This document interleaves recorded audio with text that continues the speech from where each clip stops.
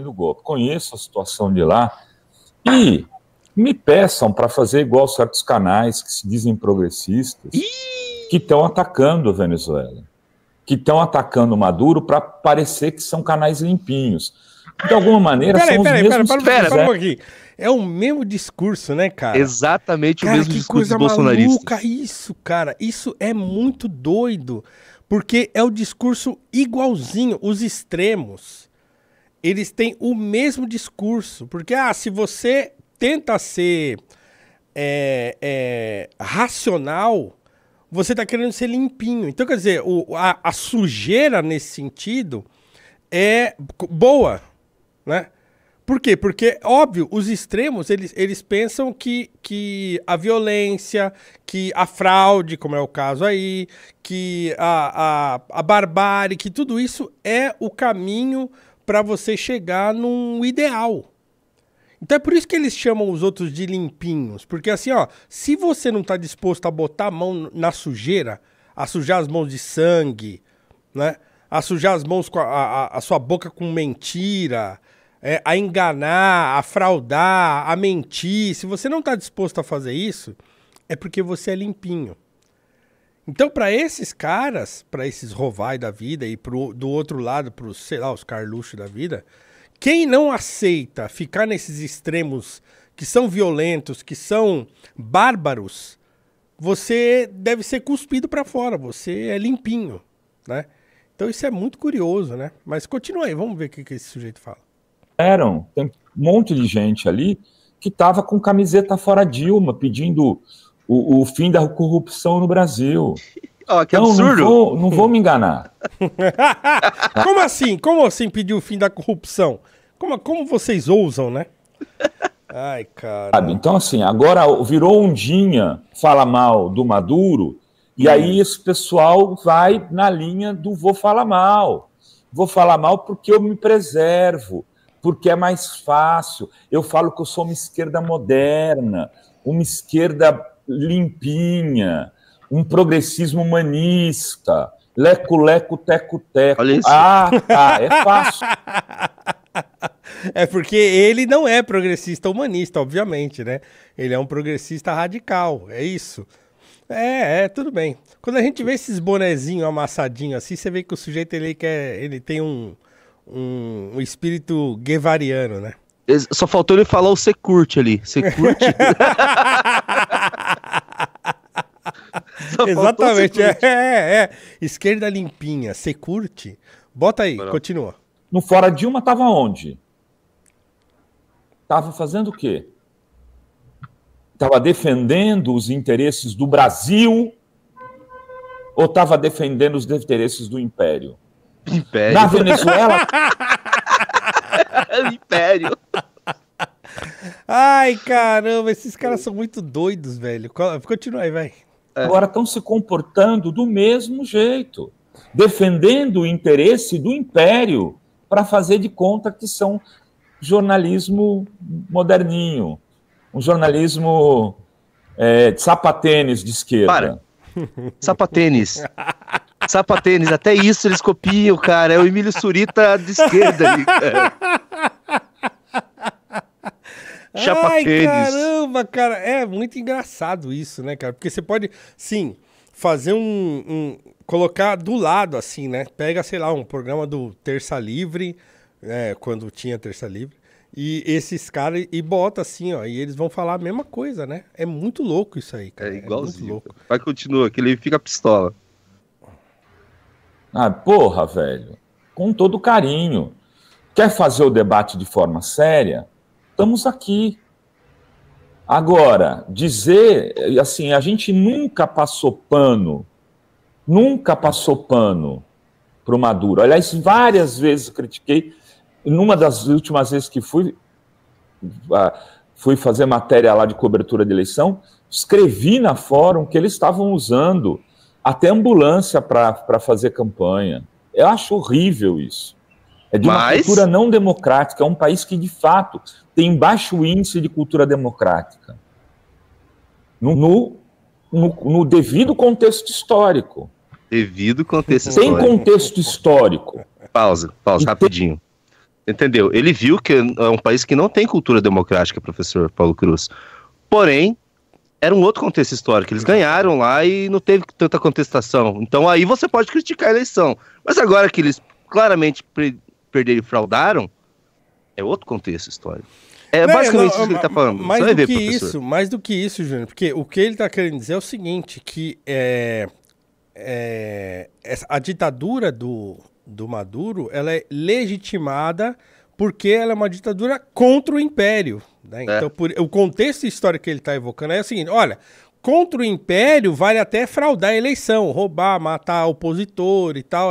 Então, assim, o contexto histórico permite as atrocidades que o regime comete. Né? Óbvio que o Renato Rovai, ele mora no Brasil, ele é uma pessoa que nunca passou fome na vida, que vive muito bem, entendeu? E que ele tem um microfone e um óculos colorido para ele ficar bostejando na internet. Então isso é legal pra caramba, né? É lindo você ter esse discurso de... não, você pode... Dentro do contexto histórico, você pode cometer atrocidades, né? Sendo uma pessoa de vida tranquila, né? Então, o contexto histórico do Rovai é que permite a ele falar esse tipo de bobagem na internet ou onde ele escreve, em qualquer lugar, né? Na imprensa brasileira, porque é capaz também de abrir uma câmera na Globo News e ele falar essa mesma coisa e ser aplaudido, né? Então, essas pessoas só podem falar essas besteiras porque elas estão aqui nesse país porcaria que é o Brasil, que aceita esse tipo de discursinho aí numa boa, né? Por isso que ele pode falar isso aí. O mais absurdo de aceitar esse tipo de discurso numa boa, assim como o senhor falou, é que eles recebem dinheiro do governo. A TV Fórum é um dos canais que recebe dinheiro da SECOM. TV 247, Opera Mundi. E eu vi hoje na TV 247 o próprio... Como que é o nome daquele dirigente do PT que foi preso? Zé Dirceu? Não, o outro... Genuíno? Velhinho também. Genuíno com o mesmo discurso. Não é para criticar o que está acontecendo na Venezuela, porque tem o Império Americano, o imperialismo americano e pronto. A gente conhece esses caras de outros carnavais, a gente sabe que eles, assim, a gente não esperaria nada diferente desses caras, mas o problema não é esse. O problema é que eles estão na política sendo levados a sério há décadas, né? E esse é o ponto. Esses caras, eles são legitimados na política brasileira como gente democrática há décadas. E eles não são democráticos. Você não viu ontem, naquele vídeo do Valdo, o Aloysio Nunes falando, não, a esquerda é democracia, entendeu? E assim, e todo mundo abraça esse troço. Todo mundo não, a gente não, né? Parte da população brasileira hoje não abraça mais isso, mas esses caras, eles se colocam numa posição de democráticos. Por quê? Porque eles ressignificaram o sentido de democracia. Toda ditadura, todo autoritarismo faz isso. Então, mas aí você pega o pessoal analfabeto político e tal, que acaba achando que é isso mesmo. As pessoas simplesmente não sabem. Elas nunca estudaram, por exemplo, o conceito de democracia, de onde vem, para onde vai. Esse semestre que passou agora, eu dou uma disciplina eletiva na escola pública que chama Filosofia e Sociedade Moderna. E o assunto era meio esse, assim, formação de Estado e tal, e não sei o quê. E tinha uma hora que o tema era democracia. Então, poxa, eu lembro de ter discutido muito com os alunos sobre isso, assim. O que é democracia? De onde vem? Para onde vai? As definições lá da antiguidade. Por que o Platão e o Aristóteles falavam mal de democracia? Por que na modernidade a democracia ganha ares de governo popular bem visto, né? Porque o Platão e o Aristóteles falavam muito mal da democracia. A democracia vai resvalar em tirania, ou vai resvalar num governo em que todo mundo fica contra todo mundo. Numa como é que ele fala? Não é oligarquia. Numa plutocracia. Um governo de roubalheira, de todo mundo enganando todo mundo. Então, assim, os gregos viam a democracia com muita desconfiança. Então, depois, na modernidade, a democracia vai mudar de significado. Mas, ainda assim, aqueles vícios que os gregos falavam continuam na democracia. Por isso que o Churchill vai usar aquela frase, né, que a democracia é o pior dos governos, excetuando todos... Quer dizer, é o melhor dos governos, exceto todos os outros, um negócio assim, né? É é o melhor dos piores governos, né? É assim, é ruim, mas é o melhor que tem. Então, assim, a gente precisa olhar para essa coisa de democracia. A democracia é ruim, mas é melhor do que qualquer outra coisa. Isso é o Churchill que falou, né? Assim, o Churchill falou? Usando uma outra Churchill frase falou. e tal. Mas por quê? Porque é um regime político difícil. Não é fácil você legar as decisões para o povo de maneira generalizada. Então, lógico que é um tipo de sistema político difícil, não é fácil você ser democrático. Mas, dentre as opções que a gente tem na modernidade, a democracia é a melhor opção. Isso significa o quê? Que a gente precisa olhar para a democracia com cautela. E com cautela tamanha para não cair na conversa mole desses caras aí que nunca foram democráticos. Nunca foram, jamais foram. Caras que estavam na década de 60 pegando em arma. Caras que estavam na década de 60 tentando dar um golpe comunista no Brasil e não sei o quê. Esses caras fizeram isso, pô. Então, assim, não dá pra gente fingir que esses caras são democráticos porque eles não são. Do mesmo jeito que, né, olhando pro outro extremo, eles também não são democráticos. Eles também não são democráticos. Ficaram 60 dias na porta de quartel fazendo o quê? Né? Esperando que um golpe ocorresse, que o Bolsonaro desse lá, assinasse um documento lá, que desse a ele plenos poderes para ele poder fazer o que as pessoas achavam que ele deveria fazer. Isso não é democracia. Então, ainda que essas pessoas vislumbrem uma espécie de democracia idealizada num futuro, todos eles acham, tanto a esquerda quanto a direita, todos eles acham que para se chegar a esse nível de democracia que eles imaginam, é preciso primeiro tomar o poder, limpar tudo que está de ruim, ou que eles imaginam que seja ruim, para daí depois, então, instaurar-se uma democracia segundo os ideais deles. Mas isso nunca deu certo em lugar nenhum. Por que vai dar certo aqui no Brasil? Por que vai dar certo na Venezuela? Por que vai dar certo na Coreia do Norte? Por que vai dar certo em Cuba?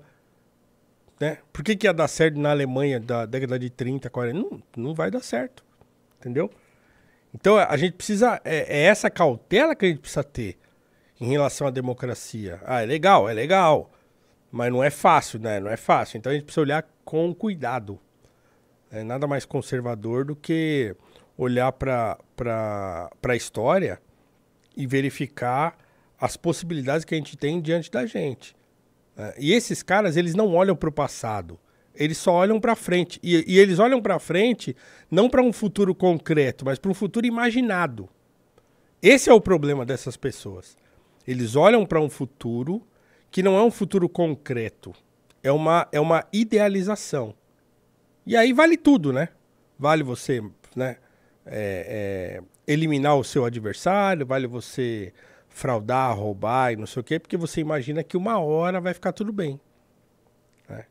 Desculpa me estender, mas, pô, é sempre bom ficar repetindo essas coisas, né? Porque as pessoas precisam parar de cair nesses truques aí. É uma boa explicação, dá até um pouco de esperança em alguém que ainda acredita na democracia. Eu não acredito, pra mim, ainda mais na boca dessa galera, professor, desses jornalistas, desse pessoal, quando eles falam democracia, é uma coisa podre, sabe?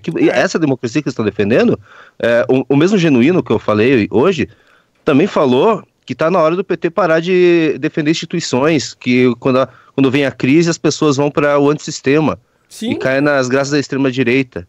É isso. Entende? Essa galera aí que fala em democracia, toda vez que eles falam em democracia, eu não aguento mais ouvir essa palavra, professor. Eu não aguento mais ouvir. Porque ela tá deturpada na boca dessas pessoas, né? Ela tá deturpada. Agora, você tem regimes democráticos por aí no mundo que vão bem obrigado. Mas por quê? Porque você tem uma população que é educada, né? Você tem um nível de educação alto entre a população geral. Países que são menores, a população educada. Então eles vivem lá um nível de democracia que é, né? Então, para uma democracia funcionar bem, né, precisa de uma sociedade minimamente educada. Por quê? Porque a educação dá a você a dimensão da realidade. Para você ser prudente, para você ser para você saber onde você está pisando, para você conseguir projetar o futuro de maneira saudável e tal, precisa de uma população educada, porque é da população que depende essas coisas no fim das contas. Essas pessoas, elas são eleitas, né? Não esse rovai da vida, mas assim, esses caras estão ancorados em gente que foi eleita. Não é à toa que eles recebem dinheiro do governo. Por quê? Porque eles estão ancorados em gente que a população elegeu. Então esse é o problema da democracia. A gente fica de saco cheio, fica, claro. Por quê? Porque o sentido de democracia, que é um sentido difícil, ele está sendo absolutamente deturpado na boca de gente que é qualquer coisa menos democrática, né? E outra coisa, o pessoal falando, Júnior golpista, não é isso, vocês não entenderam, pessoal. A democracia, como a gente conhece, tá com as pernas bambas e tá numa situação ruim no mundo inteiro, tá, pessoal? No próprio Estados Unidos, que é a maior a democracia mais antiga que a gente tem no momento, quantos anos tem a Constituição deles? Mais de 200, né? Nem lembro. Sim, 1700. Até eles estão com problema. E logo eles vão ter que fazer uma escolha. Por exemplo, os países da Europa, que escolheram democraticamente trazer mais gente de fora do que a população nativa, eles estão perdendo o país. Eles não têm, eu não quero que o Brasil chegue à situação, por exemplo, a da democracia da Venezuela, que você precise... Assim, lá não tem mais jeito. Lá, se eles quiserem fazer alguma coisa, o Maduro não vai cair com protesto. Eu não quero que o Brasil chegue à situação da Venezuela. Pessoal. É isso que eu não quero. Lá eles vão ter que tomar atitudes mais drásticas do que sair pra rua e protestar. Eu concordo com o Renan Santos nessa. Eu não vou falar o que precisa ser feito, porque eu vou ser um pouco mais cuidadoso do que o Renan Santos. Mas lá na Venezuela eles vão ter que tomar uma atitude drástica. Na Europa, em pouco tempo, eles vão ter que tomar uma atitude drástica ou eles vão perder. Eles vão perder território deles. Tem país lá que 60% de cidades tem 60% de imigrantes. Eles perderam o território. Eles perderam o território deles. Eles vão conseguir democraticamente recuperar esses territórios? Agora uma provocação para você, professor. Como você deixa na tua cidade 60% de uma população de fora chegar e ter direito a voto? Como você vai recuperar essa área territorial democraticamente? Eu acho o seguinte, eu tenho uma opinião que os processos históricos são meio difíceis de controlar, né? Eu acho que em outros momentos da história isso também aconteceu. Então, a gente está vivendo um tempo em que essas coisas começaram a acontecer de novo. Eu não acho que o fato das pessoas imigrarem, o fato de ter uma população imigrante muito grande e tal, eu acho que esse não é o problema principal. Acho que tem um problema principal nisso tudo, que é mais cultural do que da imigração em si. Mas eu acho que isso, Júnior, é coisa que aconteceu ao longo da história humana várias vezes. Acho que não é a primeira vez. E o que aconteceu? Não, então, exato. Mas assim... Mas o que aconteceu quando chega nesse ponto? Sim, mas o que eu estou dizendo é o seguinte... Acaba a democracia. Mas o que eu estou dizendo é o seguinte, é que assim, a gente tem pouca capacidade de controlar essas coisas. Eu acho que assim, a gente pode tentar, sei lá, amenizar e tal, mas eu não sei. Eu não sei se existe alguma maneira de você frear esses processos históricos que acontecem vez por outra. É óbvio que eu não estou dizendo aqui que, então deixa pra lá, vai como vai e tá tudo certo. Não é isso que eu estou dizendo. Eu só estou dizendo que a gente também precisa ter cautela no sentido de até quanto que se pode resistir a isso, né? Talvez não dê para resistir. O Renan tem uma bela ideia, inclusive, o MBL também tem uma boa ideia para a gente combater isso, professor, que é criar uma nova elite. É uma ideia, é um plano, vai ser difícil de fazer, é muito grandioso, que é trocar a elite brasileira. Sim. Através do clube, academia, fazer cultura, faculdades. Sim, mas nós estamos em outro momento histórico. Você imagina que lá na Europa, isso já aconteceu antes. Então, quer dizer, eles vêm de um momento, de um período de auge, e agora parece que está num período de declínio. Nós nunca chegamos nesse auge. A gente nem começou. Você entendeu? Nós nem começamos. Então, a esperança do Brasil é exatamente isso. Nós nem começamos. A gente não encontrou ainda políticos que sejam comprometidos o suficiente para ter um projeto de país, né? E todo mundo se comprometer em seguir esse projeto de país até a gente alcançar alguma coisa parecida com, se pode chamar de civilização. E a gente tem uma vantagem, professor. Desculpa, a gente tinha terminado. Não, diga. A gente tem uma vantagem, não sei se o senhor vai concordar comigo, eu já falei isso também em live, que o problema que outros países têm do choque de culturas, a gente já conseguiu superar isso aqui. Aqui as culturas se assimilam muito rápido e sem muito choque cultural. Sim. Sabe? O próprio MBL é uma amostra disso. Aí a gente tem muçulmano, a gente tem judeu, a gente tem católico, evangélico, ateu. Isso é no Brasil inteiro. Isso aí é uma força civilizacional, na minha opinião. Sim, mas ela precisa ser orientada, né? Então esse é o negócio. A gente não... Pô, eu tô lá, Junito, na escola pública, assim... o quadro é desesperador. Então, assim, como é que vai mudar isso? Eu não sei. Assim, precisa ter um pacto. O Brasil precisa ter um pacto civilizacional. Agora, como é que você vai fazer um pacto civilizacional com Lula, com Bolsonaro, com Genuíno, com Gleisi Hoffmann, entendeu? Com Eduardo Bolsonaro? Não dá. Então, como é que a gente tem que fazer? Então, não é à toa que a gente acredita tanto no trabalho que a gente está fazendo. Não é à toa que a gente pede para as pessoas, entra no clube. As pessoas acham que é só entrar no clube, é uma ajudinha que eles estão dando pra gente. Mas não é só isso. Entende? Entrar no clube eu vou fazer parte desse negócio. Então, essas pessoas que estão no clube hoje já, e nós temos algumas milhares de pessoas dentro do clube, elas são essas pessoas que a gente está almejando aqui, procurando. Porque elas já estão dentro do contexto em que a gente... Dentro do contexto do nosso pensamento, do pensamento que vem sendo produzido aqui. Produzido na Valete, por exemplo. Então, a pessoa que está dentro do nosso ambiente, então ela já está compreendendo do que se trata.